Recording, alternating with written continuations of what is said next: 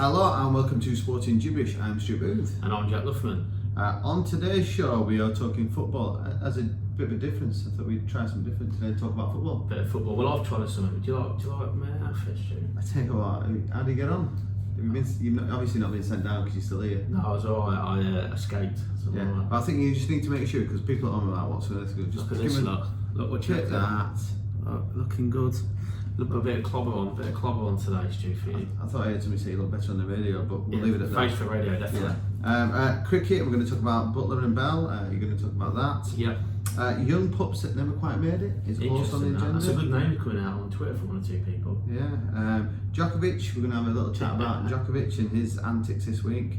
But we're going to start with our Sporting Jibberish Fantasy Football. So for the people out there, if you're on our social media accounts, you'll have seen that I put on the list of all the amazing prizes, which there are vast amount of prizes on there. Unbelievable backing from Stuart and the team at Rally Red and Silicon Oasis and Dubai Digital Park. Yeah, that's correct. But it literally ranges from weekly prizes, which are food and beverage vouchers.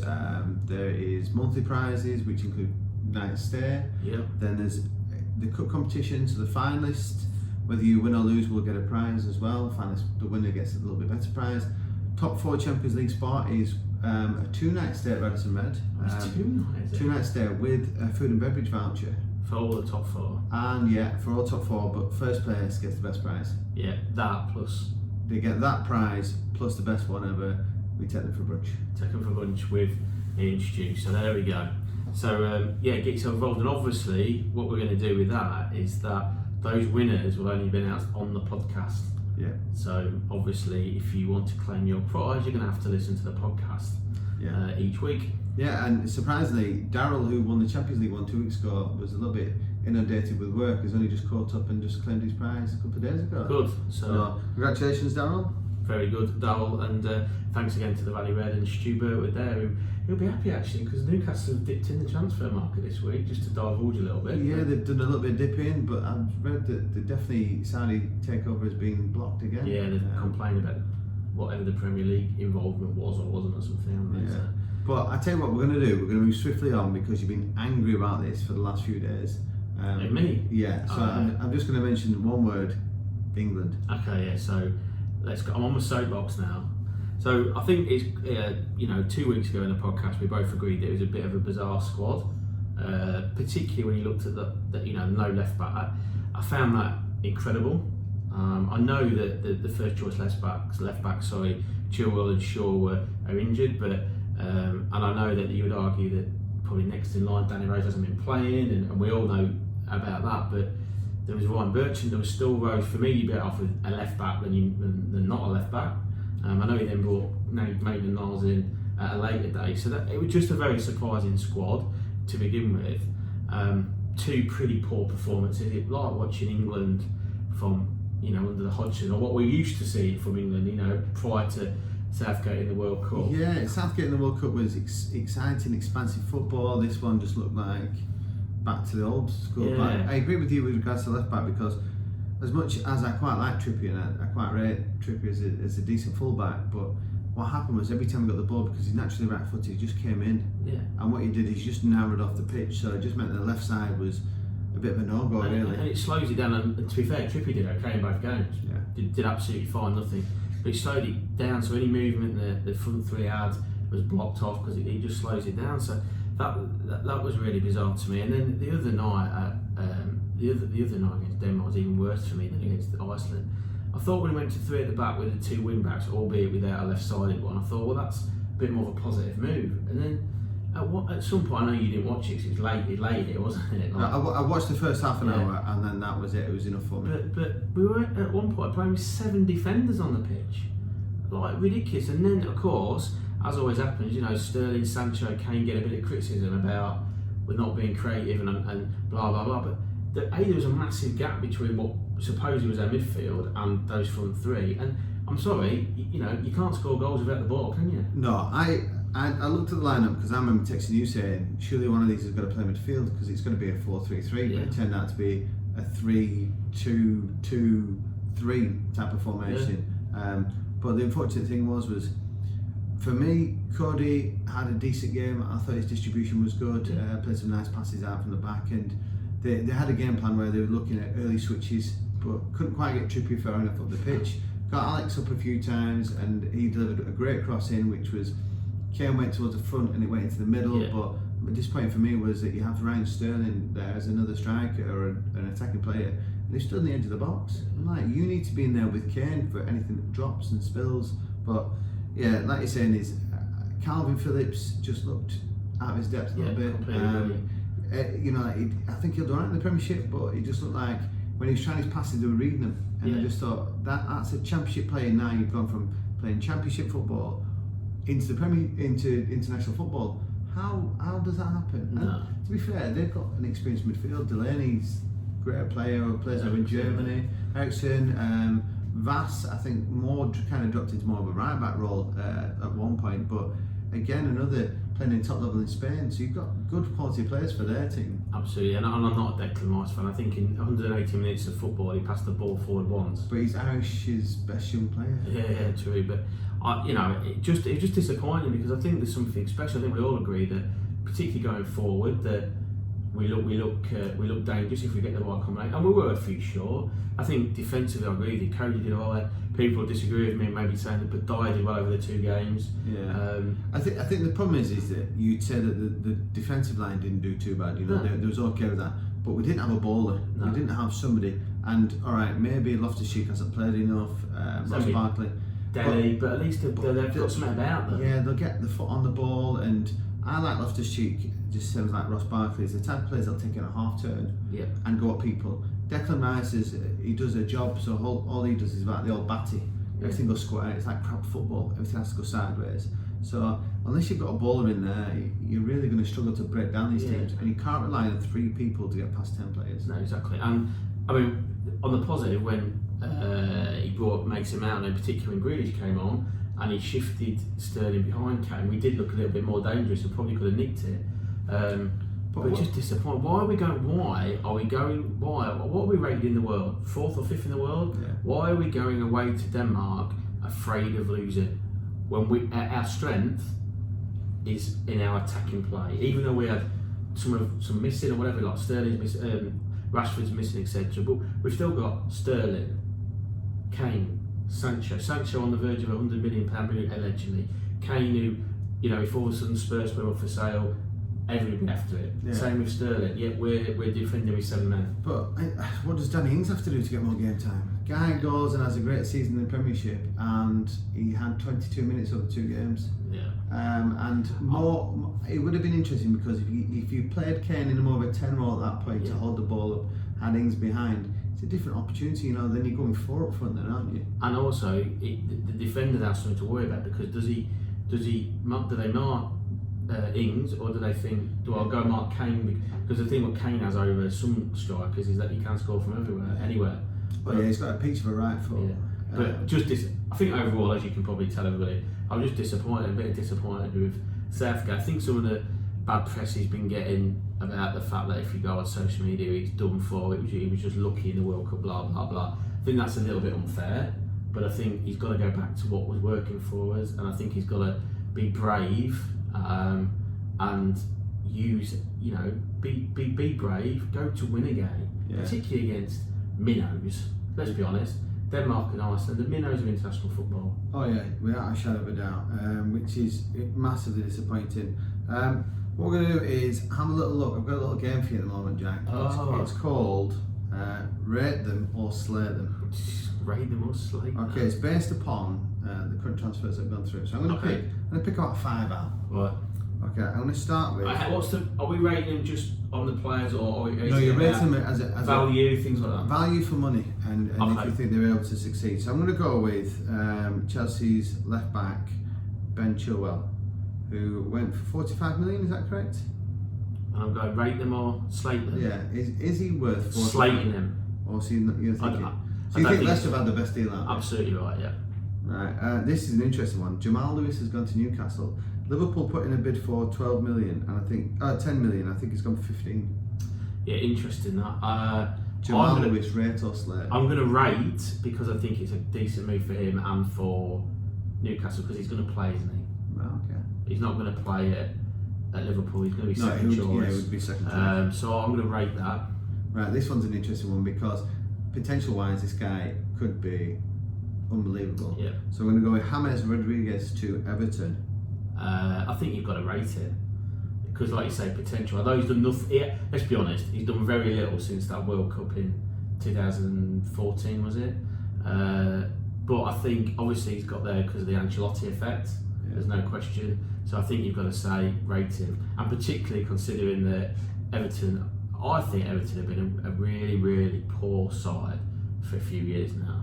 I do honestly believe that. Right, I'm going to go with one of your old boys, Walker's Peters. Rate or slate?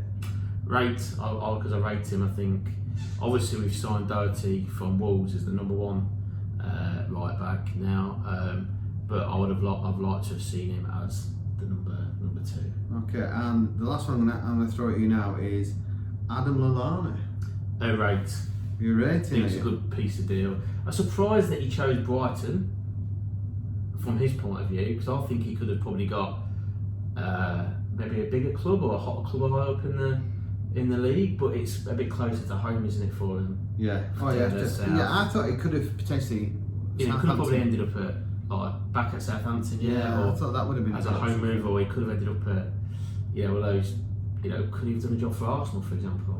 Yeah. Because I think he's a good player. It's just unfortunate at Liverpool that he got a few injuries probably at the wrong time when Klopp came in and changed the system a little bit. Because where does he fit in your system? Which is the same with England, but where does he fit in? A bit like Grealish for England. When you play that 4-3-3 with wide forwards, because he's not a wide forward. Yeah, he's not a kind of player that's direct. He's going to break people with pace, but he kind of. If you played 4-3-3 and you had two holding midfielders and you had an advanced one. That's where Lallana was. Where it just pops in different areas. And I think that's exactly, looking at the pre-season friendlies, I think that's exactly how Mourinho is going to play Spurs, with Dele Alli behind Kane, with two wide men, Bergwijn and Son, or Moura and Højbjerg and wings probably, or Sissoko. So you're right, but I think rate him. I think it's a good signing, and it's experience for Brighton, and a bit of creativity. Yeah. Right, so this one came in from Luke Cullen. It was the ones that got away, and it's linked to Sheffield Wednesday. So the story is the one that got away. The weather was so bad in Sheffield Wednesday, they had to do indoor training, and they had Eric Cantona Yes, on trial. I forgot about that. And the story is Trevor Francis didn't want to gamble on him, as in he's not seen him play properly. And then literally the week after, Wilkinson nipped in signing for Leeds.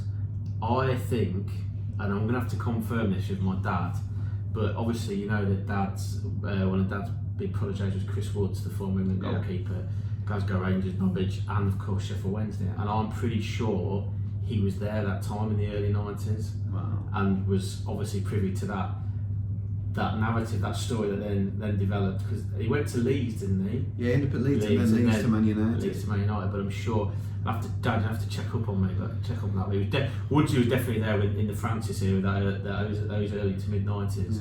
Yeah. So it'd be interesting if we could see what did he actually look like. Yeah, and the other one that came through was from Archie back in England. He said that potential was coming on to Blackburn Rovers was Lewandowski. Really? Yeah, he came forward with that one. When's that? That was back when Blackburn Rovers were. Yeah, so Lewandowski must have been a young pup at that point. Real young pup, yeah. But yeah, Lewandowski was on the verge of going to Blackburn Rovers. So there's some interesting ones out there. Yeah. How much truth Archie talks, I don't know. So I didn't get a chance to research. And I mean, let's be fair, if he ended up in the northwest, he'd probably turn back home, would he? Blackburn's a great place to. Is it? No, is it? Far from it. Interesting. But yeah, any more? Bring them in. There's some good ones flying around, isn't there? Well, there's definitely some surprise ones, so it's always good to hear. Yeah. Right, current transfer gossip: Barcelona coming in for Hector Bellerin. Yeah, it's strange that. I'm sure Bellerin was playing next to us the other week, by the way. Oh, yeah. He did look. It's spitting image. Yeah, until you saw him play, and the fact that that's what definitely thought is definitely in when I saw him play. Yeah, and then there's more speculation over Chelsea going for goalkeeper. Yeah. Now they're linked with Mendy. Mendy. Yeah, from Rennes, France. Yeah. So then. Yeah. And then the one that we talked about this morning is Gareth Bale is willing to take on Real Madrid, are willing to pay half his wage, but then his wage is £600,000. So somebody's still going to pay £300,000. Yeah, so which will still put them the highest paid player in the club. Who could realistically afford that? Maybe Man U, maybe Man City, Liverpool have tight purse strings. I see that there's still a strong rumour that Man United are interested in him, but I don't know if they can afford that or would play that. And of course, the link with Tottenham and Mourinho is constantly there, but there's no way Tottenham and Daniel Levy are spending £300,000. I mean, you've been watching the documentary All or Nothing, and we'll probably summarise that a bit next week when all 9 are done. But when you see how Levy works, he wasn't letting Eriksen go for less than €20 million, was he? Yeah, but if the people have watched that, I thought Levy was very, very clever on that, because there's obviously, he knows that Eriksen is talking to his agent, he's talking to the club, and he's just said, unless that bid comes up to 28, it's not going to happen. Yeah. Knowing full well Eriksen's going to feed that back, come back, and then within a couple of hours, 20 million was chucked on the table, which was very interesting. The one that you talked about as well this morning is that you think the Sancho thing might be back. Yeah. So I've saw a couple of things on social media, and a couple of Man United fans reckon the Sancho deal could be back on the table, but nothing more than that. I mean, I'll be honest, he had a great first 10 minutes in the first game against Arsenal, and I thought, he looks, but after that he didn't really impress for England, did he? Yeah, but I mean, I think with England as well, they were all a bit pre-seasonists, aren't they? To be fair to everybody, and after my little rant earlier, they're not sharp. None of them are that particularly. It just sharp. doesn't make any sense why they're having internationals at this point, anyway. But another one, while we're on the topic of Premiership football teams, we just had this conversation today with Matt Aldridge. Leeds United, where are they going to finish? Well, are they going to be good? Because people have some strange rumours out that the Leeds could potentially be top 6, top 4. I'm thinking relegation fight for them. Yeah, I think they'll have a bit more. I think probably mid-table. However, having seen Bielsa, whatever his name is, who obviously has got something about him, but he seems a bit of a hothead, and I just wonder how he will cope. If they start badly, and let's be honest, the scrutiny in the Championship is high, and there's got that pressure, but it's nowhere near like managing in the Premier League and everything. Everybody's got an opinion, and I just wonder if the pressure gets to him, how he's going to react, because it's tough, isn't it? We all know it's tough going from the Premiership to they've signed some, what look on paper, some decent players, but again, how good are they? We've seen this before when they have a fancy Spanish name, or they're coming from Italy and things like that. But it's a different ball game. Like fancy Spanish name like Rodrigo, and then misses an open goal for Spain against Germany. Yeah, he looks a world beater him. We'll see. If I was a Leeds United fan, I would be excited at the fact you're back in the Premiership, but I wouldn't get your hopes too high. I think if you can survive, good season, then go again, because if that happens, they probably will be able to attract some people. Well, me and Matt have had a brunch bet. Oh, right. So I've said that Leeds won't finish above 10th. And he thinks he'll finish top 10. He thinks that they'll be in the top 10. He actually, it was funny because he was giving a big going, they might creep into 4th place or top 6. I said, I'll take that. I said, there's no chance. He was like, well, maybe top half the table. I was like, well, I thought you said top 6 a minute ago. And then it kind of wavered, and he was like, you said relegated. I said, I didn't see them get relegated. I said, I think there'll be a relegation fight. So we've decided on gentlemen's brunch bet. It's top 10 and bottom 10. So from anything from 11th down, I win. Anything from 10 up. Well, we'll keep an eye on that. So, I mean, one thing they've got a lovely strip to wear. A nice crisp white Adidas, 3 blue stripes down the side. Yeah. Like it. Maybe we're going to do that. We'll have a look at the kits, I think, next week. Yeah, we'll rate the kits this weekend, but I can generally, if Leeds don't start well against Liverpool, I could see it finishing 4 or 5, maybe more. Yeah.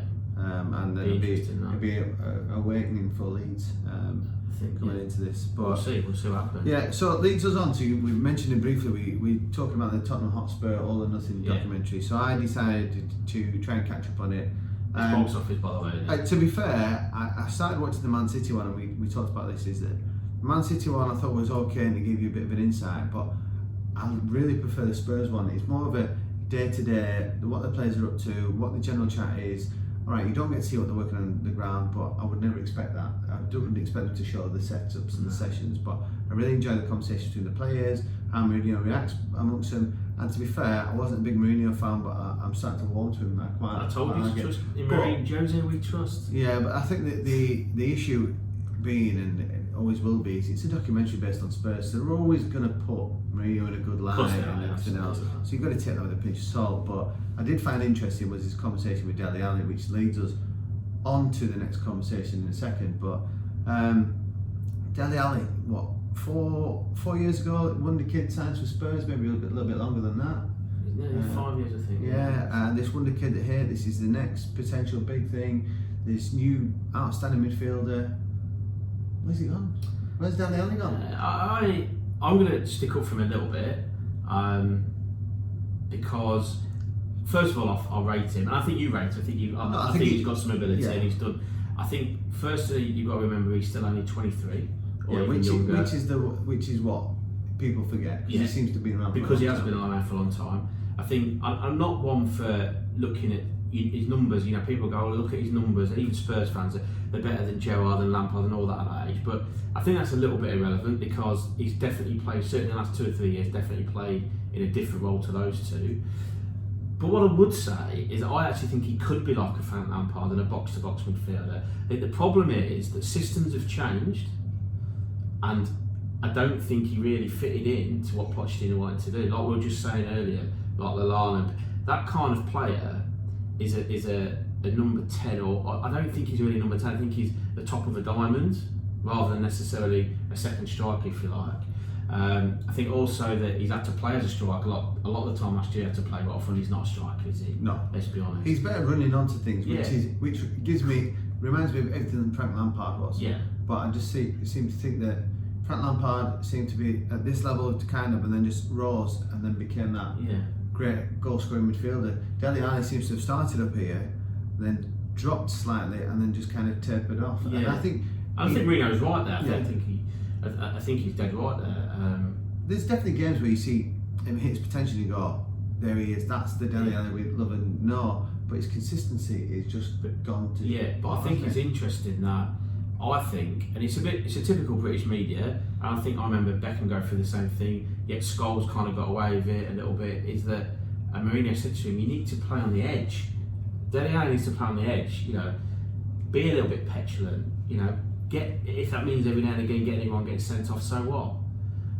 Gerrard was at his best like that, Beckham was at his best like that, they got criticised for it at times, as was Dele Alli, and it's like that, he's almost, Mourinho says it to the Spurs people, that you're all too nice, you need to be a bunch of you know what, but and maybe there's a bit like that, and then I just think it's a big year for him, as it is for Spurs, as it is for Mourinho, because people will be looking at him, particularly after the back of this documentary, people will be looking at him, we know he's had an 18-month period where blighted by injury, blighted by some poor form, clearly Mourinho loves him.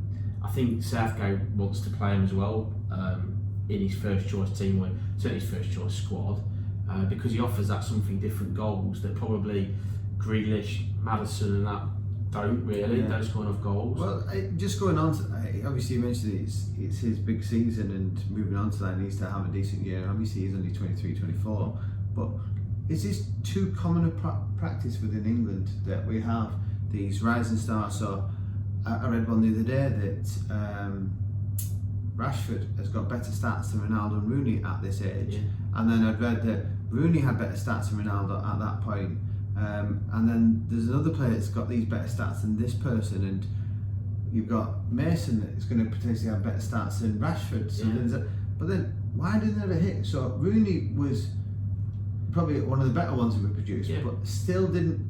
If he was better than Ronaldo in the same age, or a little bit older than Ronaldo, why has he never got to that level Ronaldo got to? Is there something in our mentality? Is there something that we do fundamentally wrong at a young age that doesn't allow us to hit our potential?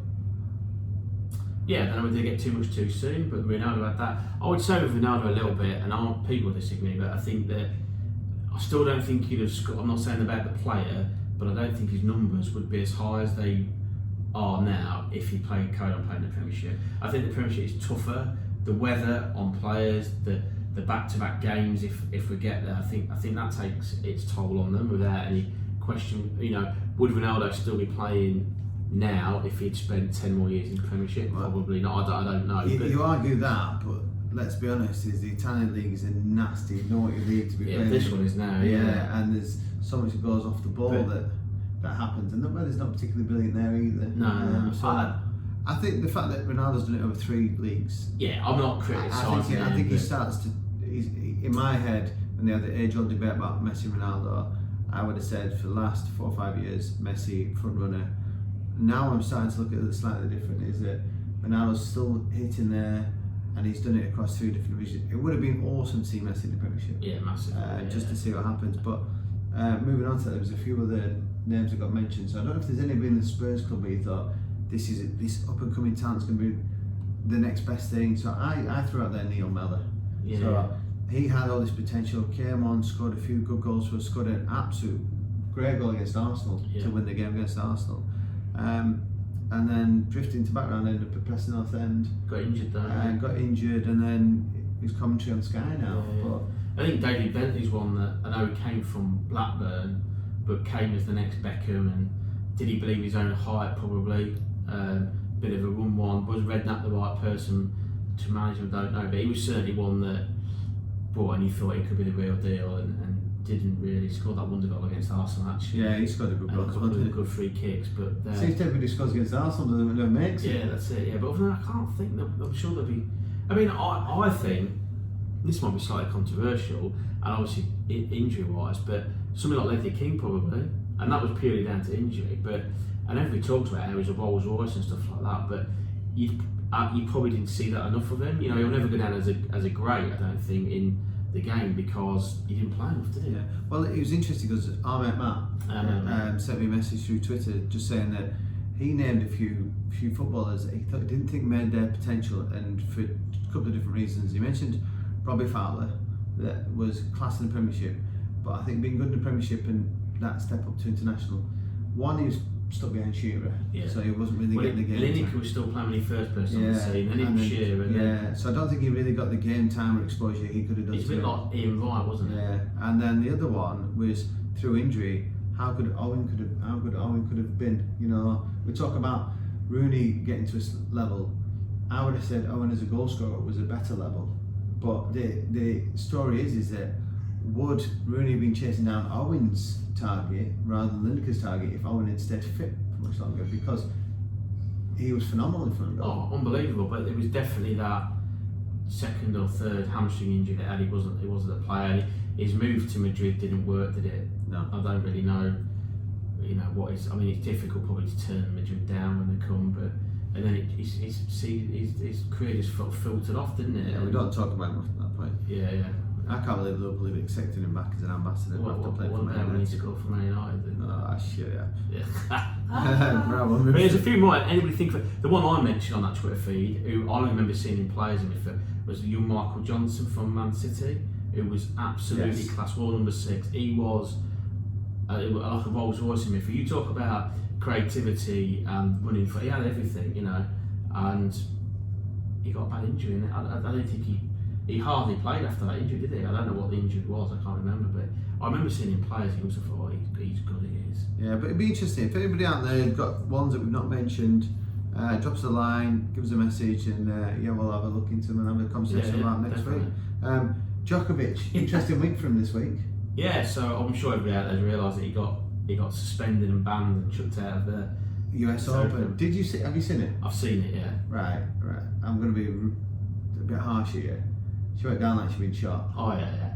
That was never any part. Do you know what? Because when I read it and you texted me in the morning, didn't you go, we need to put Djokovic on the Yeah, you need to. I think I said to you, you need to watch the video footage. So I've watched it and I'm expecting, when I've read it before I've watched it, I'm expecting like a McEnroe-esque or Kyrgios, whatever his name is, or like Murray or Henman did, like proper in temper. Yeah. We didn't really do. They kind of drop the ball as they do, don't they? Yeah. And I think he's kind of got it a bit wrong rather than in an absolute temper. If you look at the video footage, he's not looking in the right direction. He's just dropped it and just kind of cushion volleyed it back towards where the ball boy would be. And he's just got it slightly wrong. It's hit her in the neck. She's gone down like she's been shot, but in slow motion. and then rolled around on the floor, and I'm just like, really, that Henman one. It was an accident, but he's laced it. Yeah, he's absolutely laced it, and he's took the girl out. Like it's a bit. She ran across. It was a bit like when we went on that little sojourn for your birthday to Rack, and I was playing against Paul Walker tennis, you know, and he would have been suspended, wouldn't he? The way he was whacking in temper. Oh yeah, definitely. He would have been suspended. He's been kicked. I think they were about kicking out the record. I mean, he was kicking balls, he was hitting him into the sea. He was that disgusted that I got one of his 90-mile-an-hour serves back, But I read the ruling. The ruling is it's something like hitting the ball aggressively around the court, uncontrolled, is what he's been done for. And then everybody's come out and gone, completely supported it and gone, yeah, he deserves to be kicked out. I'm like, take it in context. You know, he's not whacking the ball and smashing. He's not literally just, even if he'd hammered it into the floor and then it bounced up and hit it and go, yeah, completely. But it's more a case of he's like, oh, damn, I've lost the point. And just cushioned it back to where he's gone from. So I'm thinking, take things into context. I think it's a bit harsh. I agree with you. Although he's took it well. He's got a bit of criticism. Well, he got a stick because he didn't come out he refused to do press conference straight after. Right. And then they were like, you should have come out and apologised at the press conference. The guy's just been kicked out of the tournament for like something and well, it's not something and nothing, but I think an overreaction on the part of US Open because they did it there and then without reviewing anything. Just came out when this needs to happen. So give him 5 minutes to breathe, you know, and then they're like, well, you should have come out and done this. I think probably Greg Rosetsky, who was crap at tennis at the best of times, but claimed to be English because he wasn't good enough to play for Canada or somewhere. But but interesting, and it makes you laugh, doesn't it? Because he's getting banned for that kind of behaviour. I mean, what on earth would happen to footballers, or should we be harsh on our sportsmen and women on the field? They are ambassadors and role models and things like that. So if that was the case, what would happen to Mason Greenwood and Phil Foden this week? Let's move on.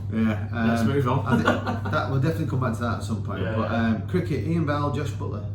So I just thought I'd bring this in. Obviously, Ian Bell, Belly, the Shermanator, as Shane Warne once famously nicknamed him in the 2005 Ashes, has retired from first class cricket this week. Wow. So played his last game. I think he played his last T20 game at the end of this campaign. If he gets selected, I think he can play for Warwickshire there. But yeah, class. And the reason I brought it up is because I was actually quite critical of Bell at one point in his career. Not in 05, he was a young lad and he did really well to play in that Ashes. But just after that, I always felt he was somebody who scored runs when it was a bit easy.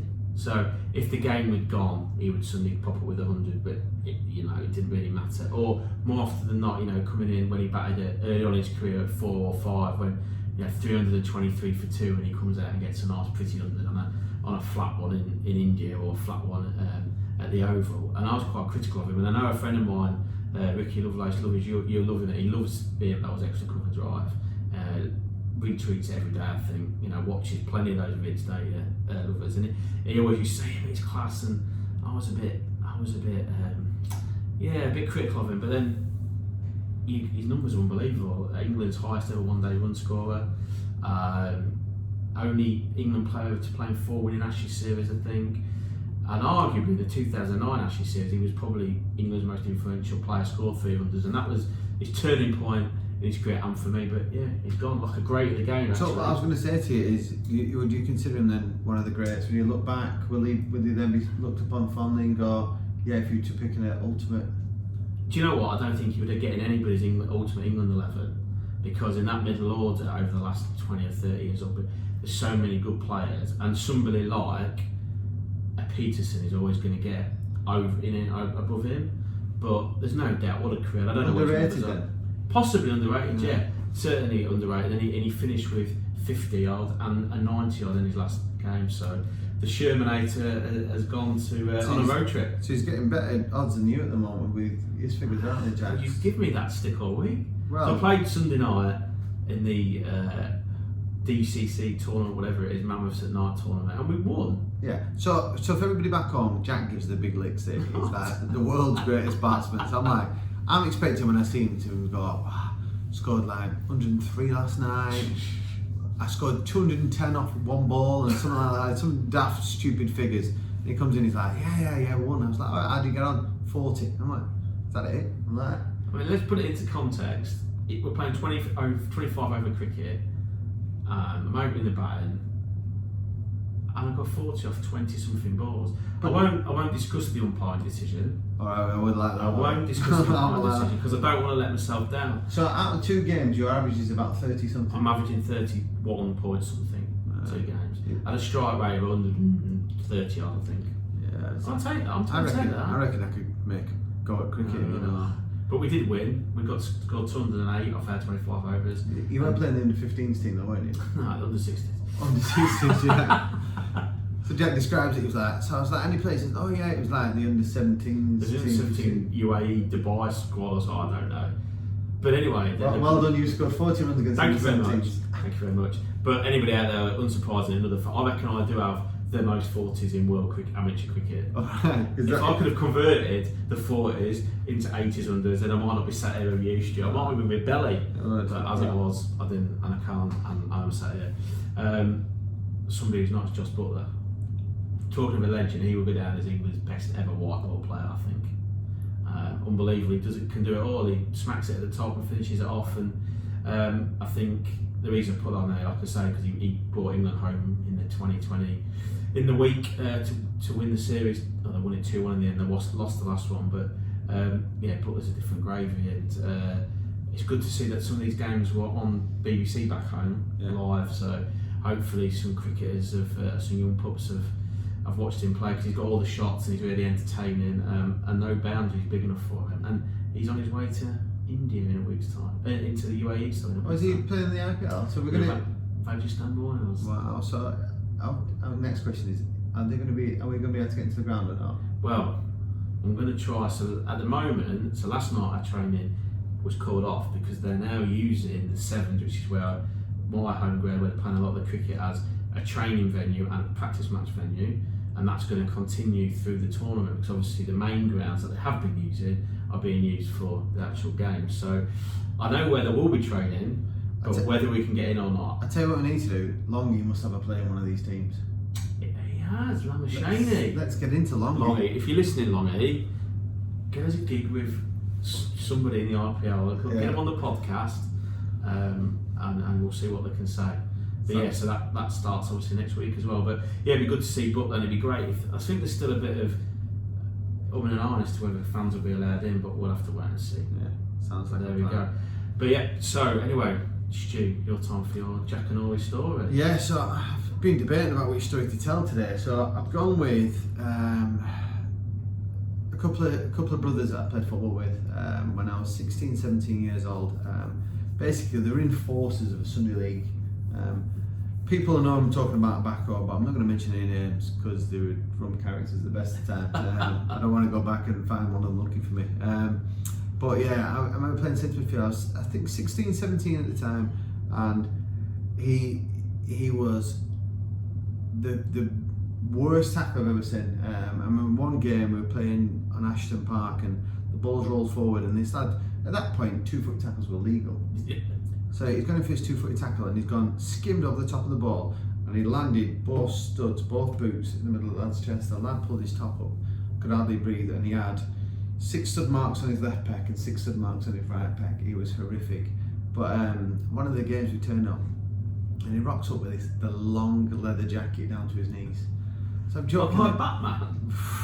Don't call him Batman. So he comes in, I'm like, big enough jacket that? And he's like, yeah. And he opens his jacket out, and I joke you not, and the lads that were there will testify to this, he pulled out a machete, and the machete was the length of his jacket, and he pulled it out, and I was like, oh my goodness. I was like, what on earth do you need that for? He went, something's gone wrong, some people are looking for me. Oh my goodness me, on a Sunday morning? On a Sunday morning, and I was like 16, 17 going, oh my goodness. Yeah, he was a decent footballer, but just so aggressive. I remember him offering 4 lads out when we played away at one place. I remember some lad, he said to me, hit this lad hard, so I went in and hit him in a tackle. His dad gets up, and I was only, like I say, only a young pup, and this lad's turned around, he's been mid-20s and gone, do that again and I'll break your nose. And then this lad's run over and he's gone, go anywhere near him and I'll break your face. And then this lad from the sidelines chipped in, and then he's gone up to the sideline and offered 4 of them out. And they backed off and disappeared. Anyway, long story short, so that was one story from him, and then I bumped into his brother about 8 months after I left the team, I'd gone and signed for another team in the top division. And he says to me, you never guess what's happened? I said, what's happened? He said, well, he got into a thing, and what they were really good at, really clever, is they were hitting people off the ball. He says, I've caught this lad off the ball and I've knocked him down, and referee's turned around, he's caught me. He says, referee comes over to me then. He said, I won't referee. I said, you send me off, I'm going to knock you out. I said, what happened? He said, he sent me off. I said, what do you do? Knocked him out.